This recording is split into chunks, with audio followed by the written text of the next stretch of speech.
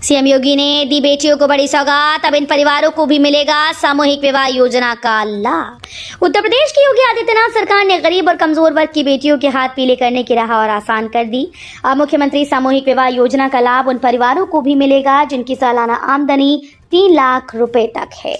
गोरखपुर में चल रही विकास परियोजनाओं की हुई समीक्षा, कमिश्नर का सख्त निर्देश। मंडलायुक्त अनिल ढींगरा ने आयुक्त सभागार में गोरखपुर जनपद की 10 करोड़ रुपए से अधिक लागत की निर्माणाधीन व सौंदर्यीकरण परियोजनाओं की समीक्षा करते हुए कार्यों की प्रगति में तेजी लाने के निर्देश दिए हैं। मंडलायुक्त ने कहा कि सभी निर्माण व सड़कों के चौड़ीकरण कार्यों में आने वाली समस्याओं को संबंधित विभागों से समन्वय बनाकर अतिशीघ्र निस्तारण करके कार्यों को समय से पूर्ण करें। जुर्माना भरने को तैयार संबल सांसद बर्क, नक्शा पास कराने की पेशकश, 12 जून को होगी अगली सुनवाई। सपा सांसद जियाउर रहमान बर्क के आवास पर किए गए अवैध निर्माण मामले में नया मोड़ आ गया है। सांसद के अधिवक्ता मोहम्मद नईम ने उपजिलाधिकारी कार्यालय में नवनिर्माण का नक्शा पेश करते हुए उसे स्वीकृत किए जाने की मांग की। साथ ही उन्होंने ये भी कहा कि सांसद जुर्माना भरने को भी तैयार है।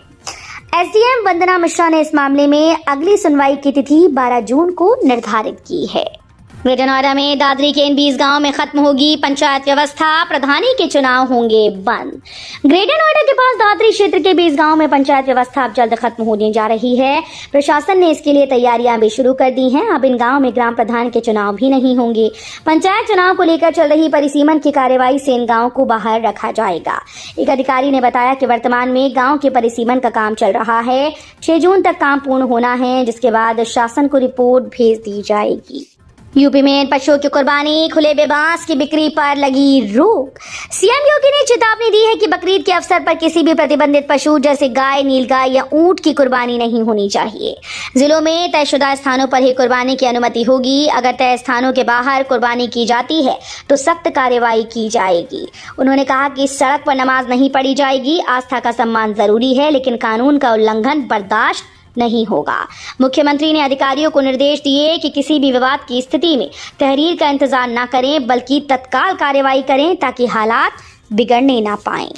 राम मंदिर में हवन पूजन के साथ दूसरे दिन के अनुष्ठान हुआ। आज होगी राम दरबार की प्राण प्रतिष्ठा। श्री राम मंदिर में प्राण प्रतिष्ठा उत्सव का दूसरा दिन बुधवार 4 जून 2025 को धार्मिक अनुष्ठानों के साथ संपन्न हुआ।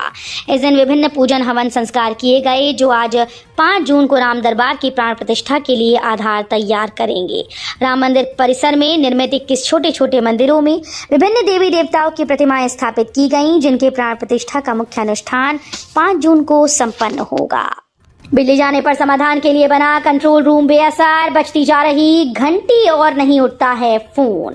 भीषण गर्मी में फॉल्ट व अन्य तकनीकी कारणों से बिजली कटौती, ट्रिपिंग व लो वोल्टेज की समस्या पर शिकायत करने के लिए बिजली निगम ने कबीरनगर में कंट्रोल रूम बनाया। यहां अप्रैल के मुकाबले बीते एक माह में बिजली को लेकर आने वाली 30% शिकायतें बढ़ी, लेकिन यहाँ शिकायत पंजीकृत तो कर ली जाती है पर समाधान नहीं होता।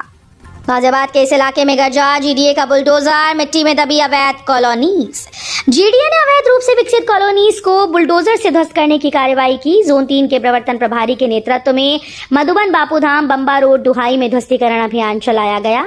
इस क्रम में गाटा संख्या परवेंद्र सिंह की करीब 2000 वर्ग मीटर, खसरा संख्या 919 में वरुण त्यागी की करीब 12000 व योगेश शर्मा की 20000 वर्ग मीटर में अवैध रूप से विकसित की जा रही कॉलोनी में प्लॉट्स की बाउंड्री वॉल, आरसीसी रोड, बिजली के पोल व कनेक्शन, पेयजल पाइपलाइन व नाली आदि को बुलडोजर से ध्वस्त कर दिया गया।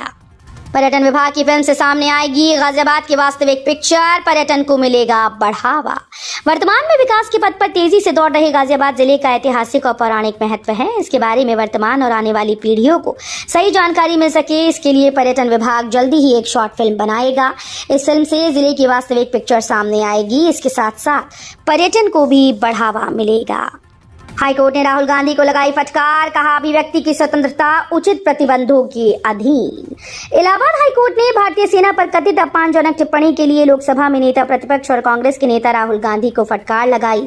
हाईकोर्ट के सिंगल बेंच ने कहा कि संविधान का अनुच्छेद 19(1)(a) भाषण और अभिव्यक्ति की स्वतंत्रता की गारंटी देता है, फिर भी ये उचित प्रतिबंधों के अधीन है। न्यायालय ने आगे कहा कि अनुच्छेद 19(1)(a) उन बयानों पर लागू नहीं होता जो भारतीय सेना के लिए अपमानजनक हैं।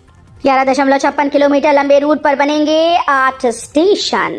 नोएडा सेक्टर 142 से बॉटेनिकल गार्डन और बोराकी रूट की मेट्रो लाइन का टोपोग्राफी और जीपीएस सर्वे इस महीने के अंत तक पूर्ण हो जाएगा। सेक्टर 142 मेट्रो को जुलाई में मंजूरी मिलने की उम्मीद है। नोएडा मेट्रो रेल कॉरपोरेशन ने अब इन दोनों लाइन की जियो टैगिंग और ड्रोन सर्वे कराने की तैयारी शुरू कर दी। इस समय एक्वा लाइन पर सेक्टर 51 से ग्रेटर नोएडा डिपो तक मेट्रो चल रही है। बाहर 11 मौतें, अंदर चल रहा था आरसीबी की जीत का जश्न।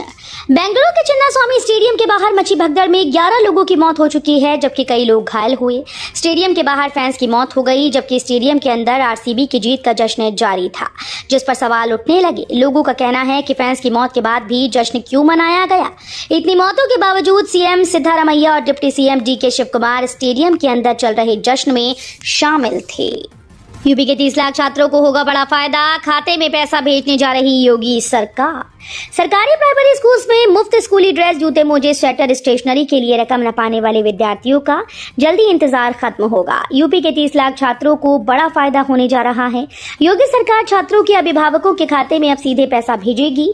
अभी तक कुल 1.48 करोड़ में से 1.01 करोड़ विद्यार्थियों के अभिभावकों के बैंक खाते में 1200 रुपए की डीबीटी के माध्यम से धनराशि भेजी गई है।